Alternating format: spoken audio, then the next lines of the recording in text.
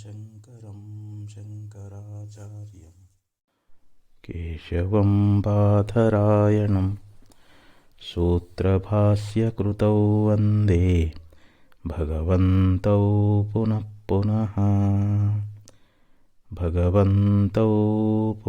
पुनः ಶ್ರೀಮಚ್ಛಂಕರ ಭಗವತ್ಪಾದಾಚಾರ್ಯರ ಜಗದ್ಗುರು ಸಿದ್ಧಾರೂಢ ಮಹಾಸ್ವಾಮಿಗಳವರ ಜಗದ್ಗುರು ಭಾರತೀ ಅಪ್ಪಾಜಿಯವರ ಪವಿತ್ರ ಚರಣಾರವಿಂದಗಳಲ್ಲಿ ಅನಂತ ಕೋಟಿ ಶಿರಸಾಷ್ಟಾಂಗ ಪ್ರಣಾಮವನ್ನು ಸಲ್ಲಿಸುತ್ತೇನೆ. ಶ್ರವಣಾಪೇಕ್ಷಳಾದ ತಮ್ಮೆಲ್ಲರಿಗೂ ಅನೇಕ ಶರಣಾರ್ಥಿಗಳು. ವಿವೇಕ ಚೂಡಾಮಣಿ 266ನೇ ಶ್ಲೋಕ. ಜ್ಞಾತೆ ವಸ್ತುನ್ಯಪಿ ಬಲವತಿ ವಾಸನಾನಾದಿರೇಷಾಂ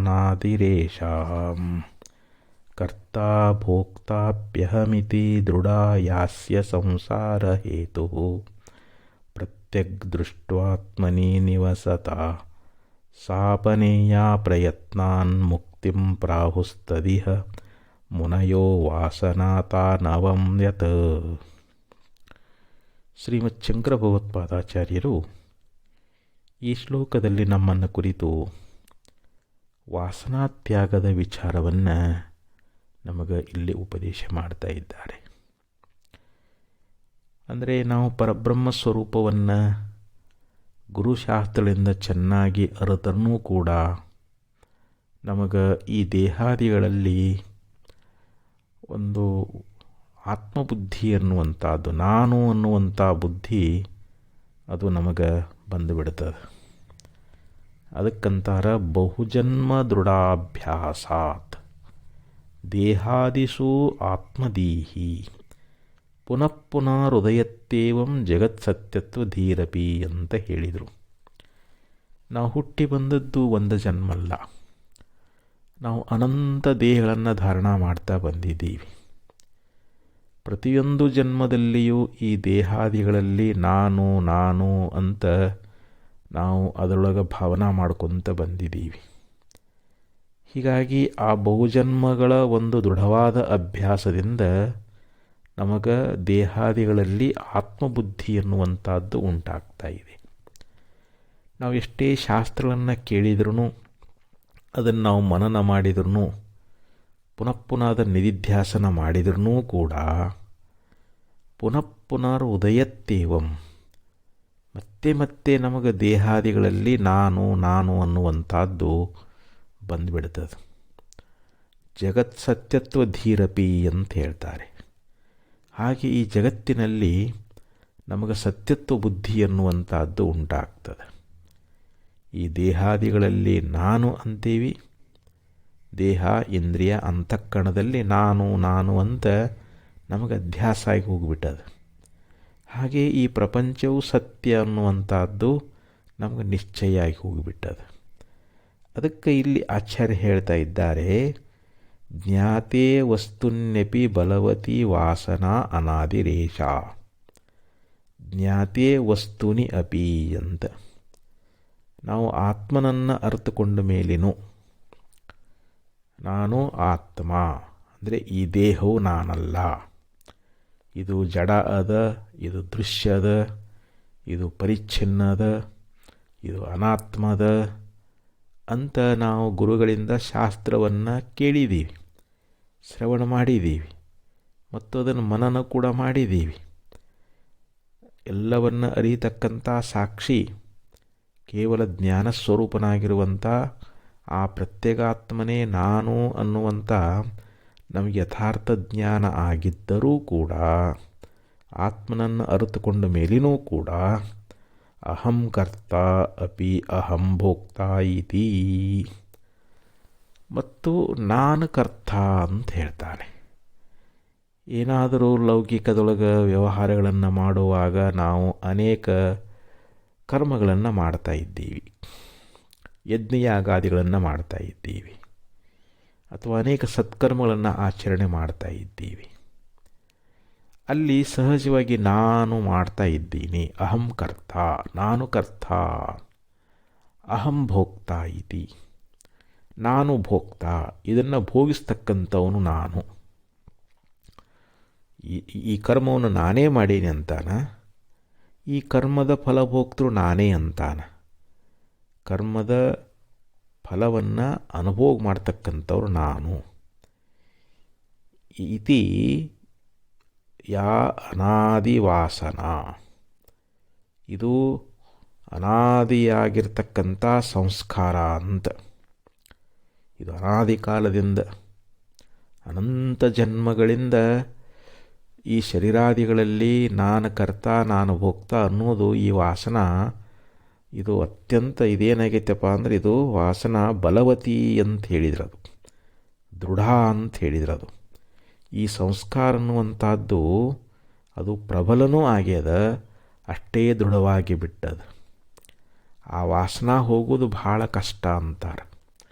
ನಾನು ಕರ್ತ ನಾನು ಭೋಕ್ತ ಅನ್ನುವಂಥ ಈ ಏನೋ ಒಂದು ನಮಗೆ ಮತಿ ಉಂಟಾಗ್ಯದ, ಈ ಬುದ್ಧಿ ಅನ್ನುವಂಥದ್ದು ಉಂಟಾಗ್ಯದ, ಇದು ಅನಾದಿ ಕಾಲದಿಂದ ಬಂದಿರತಕ್ಕಂಥ ಒಂದು ಸಂಸ್ಕಾರ. ಇದು ಒಂದು ಜನ್ಮಲ್ಲ, ನಾವು ಎರಡು ಜನ್ಮಲ್ಲ, ಅನಂತ. ಅದಕ್ಕೆ ಹೇಳಿದ್ದಾರೆ, ಏನೆಲ್ಲವನ್ನು ಸಣ್ಣಿಸಿ ಧೂಳಿ ಮಾಡಲ್ ಎನಿತು ಪರಮಾಣುಗಳೆನಿತು ದೇವನು ಧರಿಸುತ್ತ ಜೀವರ ಬಸಿರಳು ಬಂದು ಮಳೆ ನೀನತ್ತ ತಿರುವಂತೆ ರಚಿಸದೆ ಅಂತ ಹೇಳಿದರು ನಿಜಗುಣ ಶ್ರೀಗಳವರು. ಈ ಭೂಮಂಡಲವನ್ನು ಕುಟ್ಟಿ ಪುಡಿ ಮಾಡಿದರೆ ಎಷ್ಟು ಪರಮಾಣುಗಳಾಗ್ತಾವೋ ಅಂಥ ಅನಂತ ಜನ್ಮಗಳನ್ನು ಎತ್ತಿ ಬಂದೀವಿ. ನಾವು ಬಂದಿರತಕ್ಕಂಥ ಜನ್ಮಗಳಿಗೆ ಲೆಕ್ಕವೇ ಇಲ್ಲ, ಅದನ್ನು ಲೆಕ್ಕ ಹಾಕಕ್ಕೇ ಆಗೋದಿಲ್ಲ. ಪ್ರತಿಯೊಂದು ಜನ್ಮಗಳಲ್ಲಿಯೂ ಕೂಡ ನಾವು ದೇಹಾದಿಗಳಲ್ಲಿ ನಾನು ನಾನು ನಾನು ಅನ್ನುವಂಥ ನಾನು ಕರ್ತ ನಾನು ಭೋಕ್ತ. ಯಾಕೆ ದೇಹಾಭಿಮಾನ ಇಟ್ಕೊಳ್ತೀವಿ ನಾವು, ದೇಹವೇ ನಾನು ಅಂತ ಭಾವಿಸ್ಕೊಳ್ತೀವಿ. ಆ ದೇಹಾಭಿಮಾನದಿಂದ ಕೂಡಿಕೊಂಡು ಆ ಸಂಸ್ಕಾರ ಅನ್ನುವಂಥದ್ದು ಅದು ಅನಾದಿ ಕಾಲದಿಂದ ಅದು ಪ್ರಬಲ ಆಗಿಬಿಟ್ಟದ, ಅಷ್ಟೇ ದೃಢ ಆಗಿಬಿಟ್ಟದ. ಇವಾಗ ನಾವು ಎಷ್ಟೇ ಆತ್ಮನನ್ನು ಅರಿತುಕೊಂಡ್ರೂ ಕೂಡ ನಾನು ಕರ್ತ ನಾನು ಭೋಕ್ತ ಅನ್ನುವಂಥ ಭಾವ ಹೋಗೋಲ್ಲ ನಮಗೆ. ನಾನು ಕರ್ಮ ಮಾಡಾಮಲ್ಲ, ನಾನು ಕರ್ಮದ ಫಲಭೋಕ್ತರು ಅಲ್ಲ ಅಂತ ನಾವು ಶಾಸ್ತ್ರ ಕೇಳಿಲ್ಲೇನೋ? ಕೇಳೀವಿ, ಅದನ್ನು ಶ್ರವಣ ಮಾಡೇವಿ, ಅದನ್ನು ಮನನ ಕೂಡ ಮಾಡೇವಿ. ಆದ್ರೂ ಕೂಡ ಆ ವಾಸನ ಅನ್ನುವಂಥದ್ದು ಮನುಷ್ಯನಿಗೆ ಅದು ಏಷಾ ಅಸ್ಯ ಸಂಸಾರ ಹೇತು, ಈ ಸಂಸ್ಕಾರ ಅನ್ನುವಂಥದ್ದು ಮನುಷ್ಯನ ಸಂಸಾರಕ್ಕೆ ಕಾರಣ ಆಗ್ಯದ ಅಂತ ಹೇಳ್ತಾರೆ. ನಾವು ಈ ಜನ್ಮದಲ್ಲಿ ಹುಟ್ಟಿ ಬರಬೇಕಾದ್ರೆ ನಾವು ಈ ಸಂಸಾರದಲ್ಲಿ ಪುನಃ ಯಾಕೆ ಹುಟ್ಟಿ ಬರ್ತೀವಿ ಅಂತಂದರೆ ವಾಸನಾ ಮೂಲಕವಾಗಿ ನಮಗೆ ಜನ್ಮ ಬರ್ತದೆ. ಅದಕ್ಕೆ ವಾಸನಾಕ್ಷಯ ಆಗಬೇಕು. ನಾನು ಕರ್ತ ನಾನು ಭೋಕ್ತ ಅನ್ನುವಂಥ ವಾಸನೆ ಅಳೆದು ಹೋಗಬೇಕು ಅಂತ ಹೇಳ್ತಾರೆ. ಅದಕ್ಕೆ ಅಂತೆಯಾಮತಿ ಸಾಗತಿ ಅಂತ ಹೇಳಿದರು. ನಮಗೆ ಮರಣ ಕಾಲದಲ್ಲಿ ನಮಗೆ ಯಾವ ಬುದ್ಧಿ ಇರ್ತದೋ ಅದರಂಥ ಗತಿ ಅನ್ನುವಂಥದ್ದಾಗ್ತದೆ, ಅಂಥ ಜನ್ಮ ಬರ್ತದೆ ಅಂತ. ಅದಕ್ಕೆ ಯಂ ವಾಪಿ ಸ್ಮರನ್ ಭಾವಂ ತ್ಯಜತ್ಯಂತೆ ಕಲೇವರಂ ತಂ ತಮೇವೈತಿ ಕೌಂತೆಯ ಸದಾ ತದ್ಭಾವ ಭಾವಿತಃ.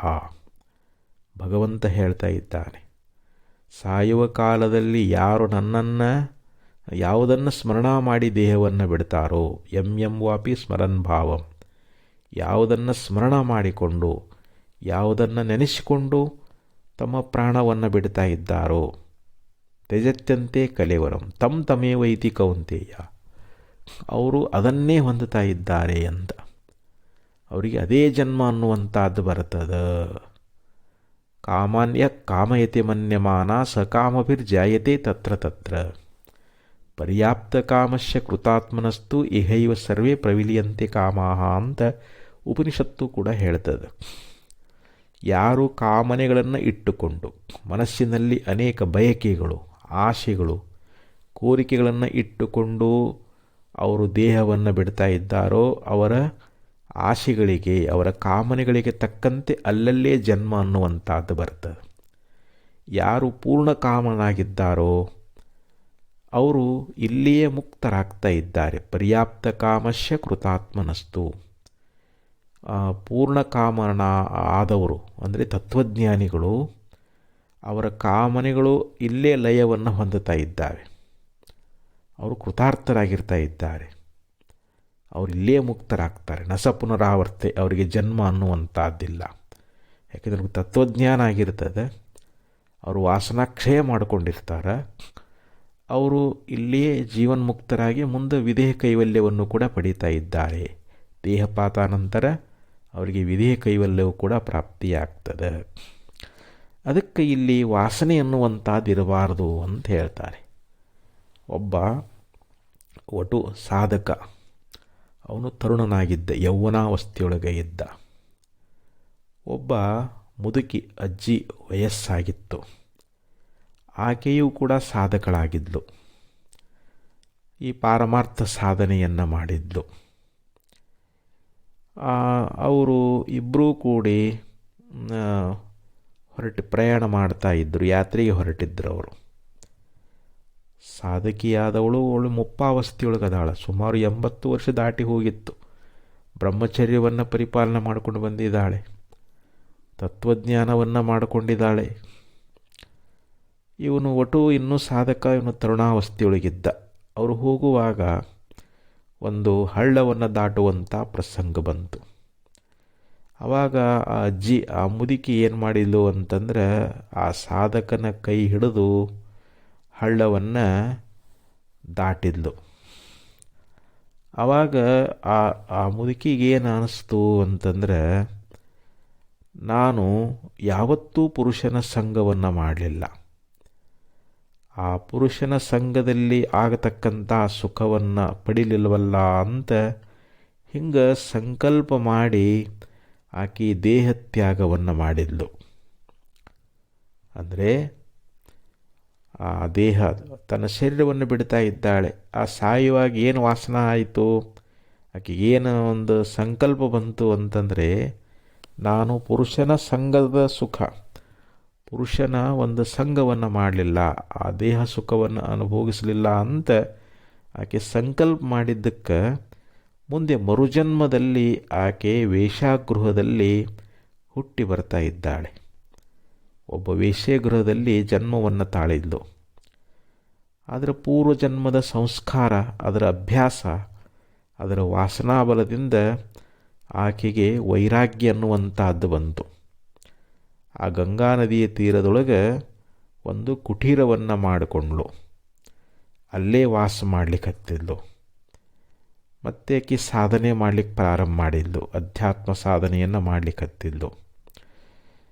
ಆವಾಗ ಅಷ್ಟೊತ್ತಿಗೆ ಆ ಒಟ್ಟು ಸಾಧಕನಿದ್ನಲ್ಲ, ಅವನಿಗೆ ಮುಪ್ಪಾವಸ್ಥೆ ಬಂದಿತ್ತು. ಅವನು ವೃದ್ಧನಾಗಿದ್ದ. ಅವನು ಮರಣಾವಸ್ಥೆಯೊಳಗೆ ಇರುವಂಥ ಸಂದರ್ಭದೊಳಗೆ ಒಬ್ಬ ಭಕ್ತರು ಏನು ಮಾಡಿದರು ಅಂತಂದರೆ, ಒಳ್ಳೆ ಬೆಲೆ ಬಾಳತಕ್ಕಂಥ ಪಾದರಕ್ಷೆಯನ್ನು ತಂದು ಕೊಟ್ಟರು. ಆ ಸಮಯದೊಳಗೆ ಆ ಪಾದರಕ್ಷೆಯ ಮೇಲೆ ಆ ವಟುವಿನ ಒಂದು ಲಕ್ಷ್ಯ ಅನ್ನುವಂತಹದ್ದು ಹೋಯಿತು. ಆ ಸಾಧಕಿ ವೇಶ್ಯ ಗೃಹದಲ್ಲಿ ಜನ್ಮ ತಾಳಿದ್ಲಲ್ಲ, ಗಂಗಾ ನದಿಯಲ್ಲಿ ಕುಟೀರವನ್ನು ಮಾಡಿಕೊಂಡು ಸಾಧನ ಮಾಡ್ತಾ ಇದ್ದಲ್ಲ, ಆಕೆ ಆ ಯೋಗ ಬಲದಿಂದ ತಿಳ್ಕೊಂಡು ಅವನ ದೃಷ್ಟಿ, ಈಗೇನು ಮುಪ್ಪಾವಸ್ಥೆಯಲ್ಲಿದ್ದಾನ ಸಾಧಕ, ಪ್ರಾಣ ಬಿಡುವಂಥ ಸಂದರ್ಭ, ಅವನ ದೃಷ್ಟಿ ಪಾದರಕ್ಷೆಯೊಳಗಿತ್ತಲ್ಲ, ಆ ದೃಷ್ಟಿಯನ್ನು ಬೇರೆ ಕಡೆ ಹೋಗುವಂತ ಮಾಡಬೇಕು ಅಂತ ಅವನ ದೃಷ್ಟಿ ತೆಗಿಲಿಕ್ಕೆ ಹೇಳ್ತಾ ಇದ್ದಾಳೆ. ಅಷ್ಟರೊಳಗಾಗಿ ಸಾಧಕನಿಗೆ ಮರಣ ಅನ್ನುವಂಥದ್ದು ಬಂತು. ಅವನು ಶರೀರವನ್ನು ಬಿಡ್ತಾ ಇದ್ದಾನೆ. ಆ ಸಾಧಕನ ದೃಷ್ಟಿ ಅದು ಪಾದರಕ್ಷೆ ಮೇಲಿತ್ತಲ್ಲ, ಅದರ ಸ್ಮರಣೆಯೊಳಗಿದ್ದ. ಅದನ್ನೇ ಅವನು ಚಿಂತನೆ ಮಾಡ್ತಾ ಇದ್ದ. ಓಹೋ, ಎಂಥ ಬೆಲೆ ಬಾಳ್ತಕ್ಕಂಥ ಪಾದರಕ್ಷೆಗಳದಾವಲ್ಲ ಅಂತ ಅದನ್ನು ನೆನೆಸ್ಕೊಂಡು ಅವನು ದೇಹವನ್ನು ಬಿಡ್ತಾನೆ. ವಾಪಿ ಸ್ಮರಣ ಭಾವಂ ಎಂಬಂತೆ ಅವನು ಒಬ್ಬ ಸಮಗಾರಣ ಮನೆಯೊಳಗೆ ಆ ಜನ್ಮವನ್ನು ತಾಳ್ತಾ ಇದ್ದಾನೆ. ಆ ಕಾಶಿಪಟ್ಟಣದೊಳಗೆ ಒಬ್ಬ ಬಾಹುಕ, ವೀರಬಾಹುಕ ಅಂಥೇಳಿ ಅವನು ಅಲ್ಲಿ ಗಸ್ತಿ ತಿರುಗುವಂಥ, ನಗರದಲ್ಲಿ ಗಸ್ತಿ ತಿರುಗುವಂಥ ಒಂದು ಕಾರ್ಯವನ್ನು ಮಾಡ್ತಾ ಇರ್ತಾನೆ. ಮನೆಯೊಳಗೆ ಹೆಂಡತಿ ತುಂಬ ಗರ್ಭಿಣಿ ಆಗ್ತಾ ಇದ್ದಾಳೆ. ಆದರೂ ಕೂಡ ಆ ಗರ್ಭದಲ್ಲಿರುವಂಥ ಶಿಶು ಅದಕ್ಕೆ ತ್ರಿಕಾಲ ಜ್ಞಾನ ಆಗ್ತದೆ. ಆವಾಗ ಆ ಶಿಶು ತನ್ನ ಗರ್ಭದಲ್ಲೇ ಇದ್ದುಕೊಂಡು ನಾನು ಅಕಸ್ಮಾತ್ ಹೊರಗೆ ಹೋಗಿಬಿಟ್ರೆ ನನ್ನನ್ನು ವೈಷ್ಣವಿ ಮಾಯ ಮುಚ್ಚಿ ಹಾಕ್ತದೆ, ಅದಕ್ಕೆ ನಾನು ಹೊರಗೆ ಹೋಗಬಾರದು ಅಂತ ತಾಯಿ ಗರ್ಭದಲ್ಲೇ ಉಳಿದು ಬಿಡುತ್ತದೆ. ಆ ಯೋಗಿನಿಯಾಗಿರ್ತಕ್ಕಂಥವಳು ಒಂದು ದಿವಸ ಬರ್ತಾ ಇದ್ದಾಳೆ. ಯಾಕಂದರೆ ಆಕೆಗೆ ನವಮಾಸಗಳು ತುಂಬಿದ್ರೂ ಕೂಡ ಆಕೆಗೆ ಹೆರಿಗೆ ಎನ್ನುವಂಥದ್ದಾಗುವುದಿಲ್ಲ. ಆ ಯೋಗಿನಿ ಏನು ಮಾಡಿದ್ಲು ಅಂತಂದರೆ ತನ್ನ ಒಂದು ಯೋಗ ಶಕ್ತಿಯ ಮೂಲಕವಾಗಿ ಆ ಮಗುವಿನ ಜೊತೆಯಲ್ಲಿ ಮಾತಾಡ್ತಾ ಇದ್ದಾಳೆ. ಆ ಹಿಂದು ಮುಂದಿನ ಸಮಾಚಾರವನ್ನು ತಿಳಿಸ್ತಾ ಇದ್ದಾಳೆ. ನೀ ಪೂರ್ವ ಜನ್ಮದಲ್ಲಿ ಏನಾಗಿದ್ದೆ, ನಿನಗೆ ಯಾಕೆ ಜನ್ಮ ಅನ್ನುವಂಥದ್ದು ಬಂತು ಎಲ್ಲ ತಿಳಿಸಿದಾಗ ಆವಾಗ ಆತ್ಮಹತ್ಯೆ ಬೆದರಿಕೆಯನ್ನು ಹಾಕ್ತಾ ಇದ್ದಾಳೆ. ಅದರಿಂದ ಅವನಿಗೆ ಜನ್ಮ ಅನ್ನುವಂಥದ್ದು ಆಗ್ತದೆ. ತಾಯಿ ಗರ್ಭದಿಂದ ಹೊರಗೆ ಬರ್ತಾ ಇದ್ದಾನೆ. ಆ ಹೊರಗೆ ಬಂದ್ರೂ ಕೂಡ ಪೂರ್ವ ಜನ್ಮದ ಒಂದು ಸಂಸ್ಕಾರ. ಅವನು ಹಿಂದಿನ ಜನ್ಮದಲ್ಲಿ ಬಹಳಷ್ಟು ಸಾಧನ ಮಾಡಿದ್ದ. ಹೀಗಾಗಿ ಅವನು ಭಾಳ ಮಂಕನಂತೆ ಇದ್ದ. ಏನು ಚಟುವಟಿಕೆ ಇಲ್ಲ, ಕೂತಲ್ಲೇ ಕೂಡುತ್ತಿದ್ದ. ಬೇಕು ಬೇಡಗಳೆಂಬುದಿಲ್ಲ. ಯಾಕಂದರೆ ಯಾರ ಜೊತೆಯಲ್ಲಿನೂ ಮಾತಿಲ್ಲ. ದೊಡ್ಡವನಾಗಿದ್ದಾನೆ, ಆದರೂ ಯಾರ ಜೊತೆಯಲ್ಲಿಯೂ ಮಾತಿಲ್ಲ. ಒಂದು ದಿವಸ ತಂದೆಗೆ ಬೇರೆ ಊರಿಗೆ ಹೋಗುವಂಥ ಪ್ರಸಂಗ ಬಂತು. ಆ ಗಸ್ತಿ ತಿರುಗುವಂಥ ಪಾಳೆ ಏನಿತ್ತಲ್ಲ, ಮತ್ತು ಇದನ್ನು ತನ್ನ ಮಗನಿಗೆ ಒಪ್ಪಿಸಬೇಕು ಅಂಥೇಳಿ ಮಗನನ್ನು ಕರೆದು ಹೇಳ್ತಾ ಇದ್ದಾನೆ. ನೋಡಪ್ಪ, ನಾನು ಸ್ವಲ್ಪ ಊರಿಗೆ ಹೋಗ್ತಾ ಇದ್ದೀನಿ, ನೀನು ನನ್ನ ಕೆಲಸವನ್ನು ಮಾಡಬೇಕು. ರಾತ್ರಿಯೊಳಗೆ ನಗರದಲ್ಲಿ ಸಂಚಾರ ಮಾಡ್ತಾ ಗಸ್ತಿ ತಿರುಗಬೇಕು, ನೀನು ಕವಲ ಮಾಡಬೇಕು ಅಂತಂದಾಗ ಮಗ ಒಪ್ಪಿಕೊಂಡ. ಆಗಲಿ ಅಂಥೇಳಿ ಒಪ್ಪಿಕೊಂಡ. ಅವತ್ತು ರಾತ್ರಿ ಗಸ್ತಿ ತಿರುಗುವಂಥ ಸಂದರ್ಭದೊಳಗೆ ಅವನು ಸುಮ್ಮನೆ ಹೋಗಲಿಲ್ಲ.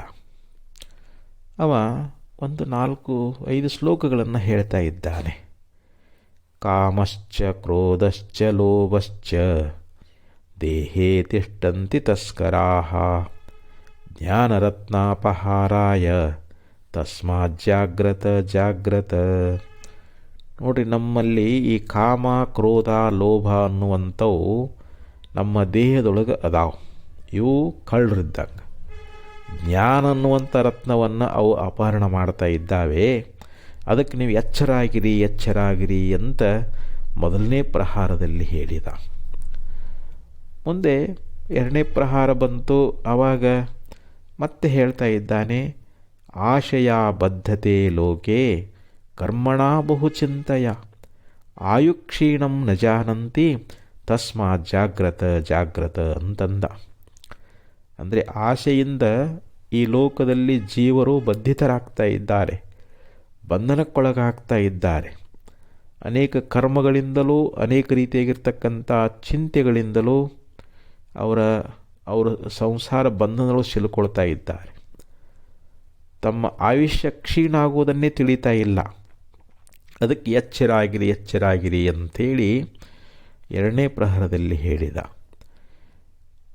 ಮುಂದೆ 3ನೇ ಪ್ರಹರಕ್ಕೆ ಹೋದಾಗ ಜನ್ಮ ದುಃಖಂ ಜರಾ ದುಃಖಂ ಜಾಯಾ ದುಃಖಂ ಪುನಃ ಪುನಃ ಸಂಸಾರ ಸಾಗರೇ ದುಃಖಂ ತಸ್ಮಾತ್ ಜಾಗ್ರತ ಜಾಗ್ರತ ಅಂತ ಹೇಳಿದ.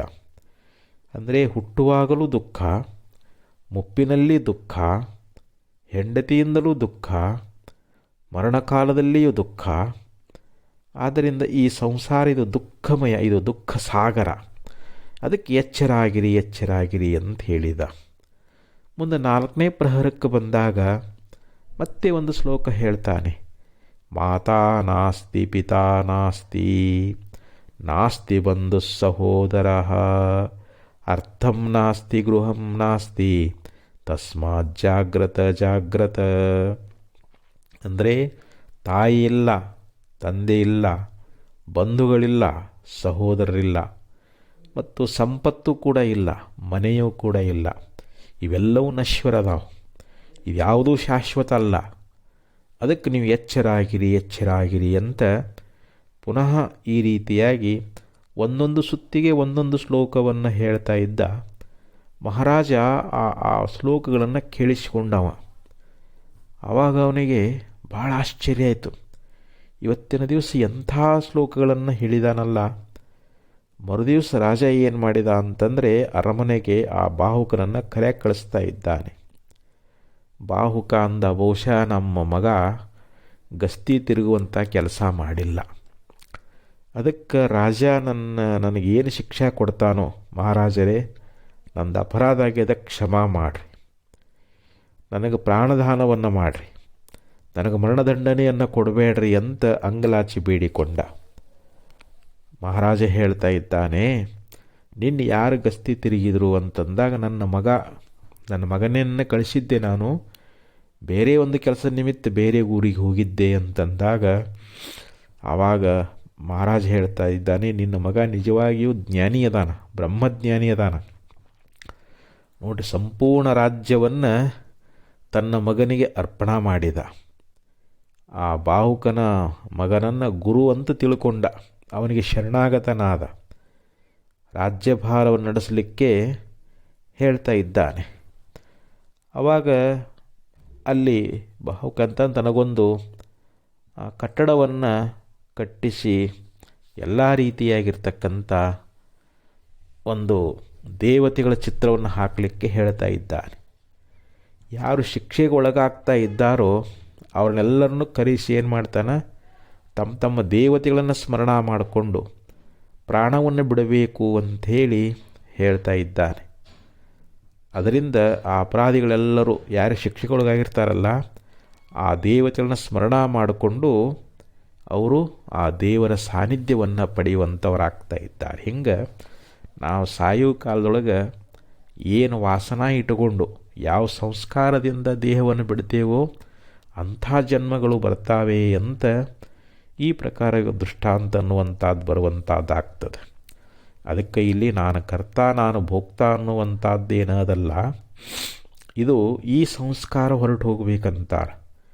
ಇದು ಮನುಷ್ಯನ ಜನ್ಮ ಮರಣಗಳಿಗೆ ಕಾರಣವಾಗಿರ್ತಕ್ಕಂಥದ್ದು ಅದಕ್ಕೆ ಹೇಳಿದರು, ಪ್ರತ್ಯಗ್ ದೃಷ್ಟ್ಯಾ ಆತ್ಮನಿ ನಿವಸತ. ಇಲ್ಲಿ ಪ್ರತ್ಯೇಗಾತ್ಮ ದೃಷ್ಟಿಯಿಂದ ಆತ್ಮನಲ್ಲಿಯೇ ನೆಲೆಸಿರ್ತಕ್ಕಂಥ ಯಾವ ಬ್ರಹ್ಮನಿಷ್ಠ ಅದಾನಲ್ಲ, ಅವನು ಆ ಸಂಸ್ಕಾರವನ್ನು ಪ್ರಯತ್ನದಿಂದ ಅದನ್ನು ಪರಿಹಾರ ಮಾಡಿಕೊಳ್ಳಬೇಕು ಅಂತ ಹೇಳಿದರು. ಪ್ರತ್ಯಕ್ ದೃಷ್ಟ್ಯಾ ಆತ್ಮನಿ ನಿವಸತ ಸಾ ಅಪನೇಯ ಪ್ರಯತ್ನಾತ್. ಆ ಪ್ರತ್ಯೇಗಾತ್ಮ ದೃಷ್ಟಿ ಅಂದರೆ ನಾನು ಪ್ರತ್ಯೇಕಾತ್ಮನೇ ಇದ್ದೇನೆ, ನಾನು ಪರಮಾತ್ಮ ಸ್ವರೂಪನೇ ಇದ್ದೇನೆ ಅನ್ನುವಂಥದ್ದನ್ನು. ಪ್ರತ್ಯೇಕಾತ್ಮ ಅಂತಂದರೆ ಇಲ್ಲಿ ನಾನು ಅಹಂಕಾರವನ್ನು, ಬುದ್ಧಿಯನ್ನು, ಮನಸ್ಸನ್ನು, ಚಿತ್ತವನ್ನು ಸಾಕ್ಷಿಯಾಗಿದ್ದುಕೊಂಡು ಅರಿತಾ ಇದ್ದೇನೆ. ಅಹಂಕಾರಾದಿಗಳು ನಾನಲ್ಲ, ಅವೆಲ್ಲವೂ ಜಡದೃಶ್ಯಗಳಾಗಿದ್ದಾವೆ. ಅವೆಲ್ಲವನ್ನು ಅರಿತಕ್ಕಂಥವನು ನಾನು ಕೇವಲ ಪ್ರತ್ಯೇಕಾತ್ಮ. ಇಂದ್ರಿಯಗಳನ್ನು ನಾನು ಅರಿತೀನಿ, ಯಾಕಂದರೆ ನನ್ನ ಕಣ್ಣು ಮಂದಾದ್ರೂ, ಕಣ್ಣು ಕಾಣಿಸದೇ ಇದ್ರೂ ಅರಿತೇವೆ, ಕಿವಿ ಕೇಳಿಸದೇ ಇದ್ರೂ ಕೂಡ ಅರಿತೇವೆ. ಇಂದ್ರಿಯಗಳು ಆಂದ್ಯ ಮಾಂದ್ಯ ಪಟುತಗಳಿಂದ ಅರಿಸಿಕೊಳ್ತಾ ಇದ್ದಾವೆ. ದೇಹವು ಕೂಡ ಸದ್ಭಾವಿಕರಿಂದ ಕೂಡಿಕೊಂಡದು. ದೇಹ ಸ್ಥೂಲ ಆದ್ರೂ ಅರಿತೇವೆ, ದೇಹ ಸ್ವರಿಗೆ ಹೋದ್ರೂ ಅರಿತೇವೆ. ಆದ್ದರಿಂದ ಈ ದೇಹಾದಿಗಳು ತಾನಲ್ಲ ಅಂತ ಅವುಗಳನ್ನು ನಾವು ಪ್ರತ್ಯೇಕಾಗಿ ನೋಡಬೇಕಂತಾರೆ. ಅಂದರೆ ಪ್ರತ್ಯೇಗಾತ್ಮನೇ ತಾನು ಅನ್ನುವಂಥ ದೃಷ್ಟಿಯಿಂದ ಆತ್ಮನಲ್ಲಿಯೇ ನೆಲೆಸಿರ್ತಕ್ಕಂಥ ಯಾವ ಬ್ರಹ್ಮನಿಷ್ಠನದಾನಲ್ಲ, ಯಾಕಂದ್ರೆ ನಾವು ಆತ್ಮನಲ್ಲಿ ನೆಲೆಸಬೇಕು ಅಂತ ಹೇಳ್ತಾರೆ. ನಮ್ಮ ಚಿತ್ತವೃತ್ತಿ ಯಾವಾಗಲೂ ಆತ್ಮನಲ್ಲೇ ನೆಲೆಗೊಂಡಿರಬೇಕು. ಅಂಥ ಬ್ರಹ್ಮನಿಷ್ಠನಾಗಿರ್ತಕ್ಕಂಥವನು ಪ್ರಯತ್ನಾತ್ ಅಪನೇಯ, ಅವನು ಅತ್ಯಂತ ಪ್ರಯತ್ನಪೂರ್ವಕವಾಗಿ ಆ ಸಂಸ್ಕಾರವನ್ನು ಪರಿಹರಿಸಿಕೊಳ್ಬೇಕು ಅಂತ. ಅಪನೇಯ ಅಂತಂದ್ರೇನು, ಅದನ್ನು ಪರಿಹಾರ ಮಾಡಿಕೊಳ್ಬೇಕು, ಆ ಸಂಸ್ಕಾರವನ್ನು ಕಳ್ಕೋಬೇಕಂತಾರೆ.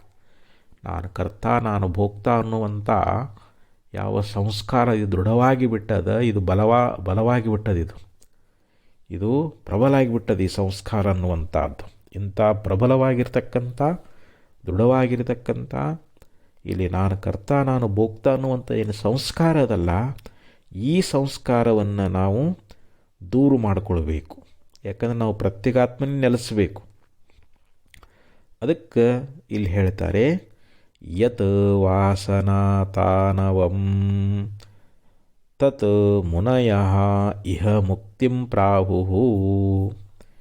ಅಂದರೆ ಯಾವ ಸಂಸ್ಕಾರ ಅನ್ನುವಂಥದ್ದಲ್ಲ, ಆ ಸಂಸ್ಕಾರ ಅನ್ನುವಂಥದ್ದು ನಾಶ ಆಯಿತು ಅಂತಂದರೆ, ಆ ಸಂಸ್ಕಾರವನ್ನು ನಾವು ಕಳ್ಕೊಂಡೀವಿ ಅಂತಂದರೆ, ಆ ಸಂಸ್ಕಾರದ ಕ್ಷಯವನ್ನೇ ಇಲ್ಲಿ ಯೋಗಿಗಳಾಗಿರ್ತಕ್ಕಂಥವರು, ಮುನಿಗಳಾಗಿರ್ತಕ್ಕಂಥವರು, ಮುನಿಗಳು ಮನನಾತ್ ಮುನಿರುತ್ತಿಚ್ಯತೆ, ಮನನ ಮಾಡೋದರಿಂದ ಅವರಿಗೆ ಮುನಿಗಳು ಅಂತ ಕರೀತಾರೆ. ಯಾರು ಆತ್ಮ ವಿಚಾರವನ್ನು ಮಾಡ್ತಾ ಆತ್ಮಚಿಂತನದೊಳಗಿರ್ತಾರ, ಆತ್ಮನ ನಿಶ್ಚಯ ಮಾಡಿಕೊಂಡಿರ್ತಾರ, ಅಂಥ ಮುನಿಗಳಾಗಿರ್ತಕ್ಕಂಥವ್ರು, ತತ್ವಜ್ಞಾನಿಗಳಾಗಿರ್ತಕ್ಕಂಥವರು ಈ ಸಂಸ್ಕಾರದ ಒಂದು ಕ್ಷಯ ಅಂತಾರೆ. ವಾಸನಾತಾನವಂ ಕೃಷತಯೋ ತತ್ ಮುನಯಃ. ಇಲ್ಲಿ ಅಂತಹ ಮುಕ್ತಿಯನ್ನು ನಾವು ಹೊಂದಬೇಕಾಗಿತ್ತು ಅಂತಂದರೆ ಇಲ್ಲಿ ವಾಸನಾತಾನವಂ ಯತ್ ಅಂದರೆ ಈ ಸಂಸ್ಕಾರ ಅನ್ನುವಂಥದ್ದು, ಈ ನಾನು ಕರ್ತ ನಾನು ಭೋಕ್ತ ಅನ್ನುವಂಥ ಏನು ಸಂಸ್ಕಾರ ಅದಲ್ಲ, ಆ ಸಂಸ್ಕಾರದ ಒಂದು ಕ್ಷಯ, ಅದರ ನಾಶವನ್ನೇ ಇಲ್ಲಿ ಮುಕ್ತಿ ಅಂತ ಕರ್ಕೊಂಡು ಬರ್ತಾರೆ. ವಾಸನಾಕ್ಷಯವೇ ಮೋಕ್ಷ ಅಂತ ಹೇಳ್ತಾರೆ. ನಮಗೆ ದೇಹವಾಸನ, ಶಾಸ್ತ್ರವಾಸನ, ಲೋಕವಾಸನ ಅಂತ ಇಲ್ಲಿ ವಾಸನಾತ್ರಯಗಳು ಬರ್ತಾವೆ. ಅದನ್ನು ಮುಂದಿನ ಶ್ಲೋಕಾದಿಗಳಲ್ಲಿ ಹೇಳ್ಕೊಂಡು ಬರ್ತಾ ಇದ್ದಾರೆ. ಅದನ್ನು ಮುಂದೆ ಚಿಂತನೆ ಮಾಡೋಣ. ಅಂತೂ ಇಲ್ಲಿ ಈ ನಮ್ಮ ಕರ್ತೃತ್ವ ಭೋಕ್ತೃತ್ವಗಳಿಗೆ ಅವೇ ಜನ್ಮಕ್ಕೆ ಕಾರಣ ಅಂತ, ಅವುಗಳ ಸಂಸ್ಕಾರ ಮೂಲಕವಾಗಿ ನಾವು ಜನ್ಮವನ್ನು ಪಡೀತಾ ಇದ್ದೀವಿ. ಅದಕ್ಕೆ ಇಲ್ಲಿ ಅಹಂ ಮಮ ಅನ್ನುವಂಥದ್ದು ಮೊದಲು ಹೋಗ್ಬೇಕು ನಮಗೆ. ಇಲ್ಲಿ ನಾನು ನನ್ನದು ಅನ್ನುವಂಥದ್ದು ಇದು ಕಳ್ಕೊಳ್ಳೋದು ಬಹಳ ಕಷ್ಟ ಅಂತಾರೆ. ನಿಜಗುಣ ಶ್ರೀಗಳವರು ಕೂಡ ಹೇಳಿದರು, ತಿಳಿಯಲಹುದು ಒಲಿದು ಬಿಡಲಹುದು ಭೂತಳದಳು ಆನೆಂದು ಅಹಂಕರಿಸದೆ ಇಹುದು ಅರಿದು ಅಂತ ಹೇಳಿದರು. ಈ ಜಗತ್ತಿನಲ್ಲಿ ಏನು ತಿಳ್ಕೊಳ್ಬೇಕಾಗಿದೆ ಎಲ್ಲವನ್ನು ತಿಳ್ಕೊಳ್ಬಹುದಂತೆ. ಮತ್ತು ಒಲಿದು ಬಿಡಲಹುದು, ಅದನ್ನು ಅತ್ಯಂತ ಪ್ರೇಮದಿಂದ ಅದನ್ನು ಬಿಟ್ಟು ಬಿಡ್ಬೋದು. ಇವತ್ತು ಹೆಂಡತಿ, ಮಕ್ಕಳು, ಹೊಲ ಮನೆ ಎಲ್ಲನೂ ಬಿಟ್ಟು ಹೋಗ್ಬೋದು. ಮತ್ತು ಈ ಕಡೆ ಎಲ್ಲನೂ ಬಿಡ್ಬೋದು, ಎಲ್ಲನೂ ತಿಳಿಬೋದು, ಎಲ್ಲನೂ ಬಿಡ್ಬೋದು. ಆದರೆ ಭೂತಳದಳು ಆನೆಂದು ಅಹಂಕರಿಸದೆ ಇಹುದು ಅರಿದು ಅಂತಾರೆ. ಆದರೆ ಈ ಒಂದು ಭೂಮಂಡಲದೊಳಗೆ ಇಲ್ಲಿ ಮನುಷ್ಯನಾಗಿರ್ತಕ್ಕಂಥವನು ನಾನು ಅನ್ನುವಂಥ ಅಹಂಕಾರವನ್ನು ತ್ಯಾಗ ಮಾಡೋದು ಇದು ಬಹಳ ಕಷ್ಟ ಅಂತ ಹೇಳ್ತಾರೆ. ಇದು ಆಶ್ಚರ್ಯ ಅಂತ. ನಾನನ್ನೋದು ಹೋಗೋದಿಲ್ಲ, ಯಾಕಂದ್ರೆ ನಾನು ಜ್ಞಾನಿ.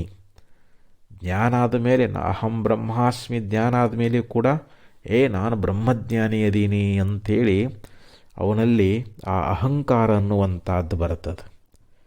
ಅದಕ್ಕೆ ಇಲ್ಲಿ ಈ ಅಹಂಕಾರ ಅನ್ನುವಂಥದ್ದನ್ನು ನಾವು ದೂರ ಮಾಡ್ಕೋಬೇಕಂತಾರೆ. ನಾನನ್ನುವಂಥ ಅಹಂಕಾರ ಹೋಗಬೇಕು. ಇಲ್ಲಿ ನಾನು ಅನ್ನುವಂಥದ್ದೇ ಜನ್ಮ ಮರಣಗಳಿಗೆ ಬೀಜ ಆಗ್ಯದ. ಅಹಂ ಬಂದಮೇಲೆ ಮಮ, ನಾನು ಬಂದ ಕೂಡಲೇ ನನ್ನದು ಅನ್ನೋದು ಬಂದುಬಿಡ್ತದೆ. ಒಂದು ಸರ್ಪದಲ್ಲಿ 2 ವಿಷದ ಹಲ್ಲುಗಳಿರ್ತಾವೆ.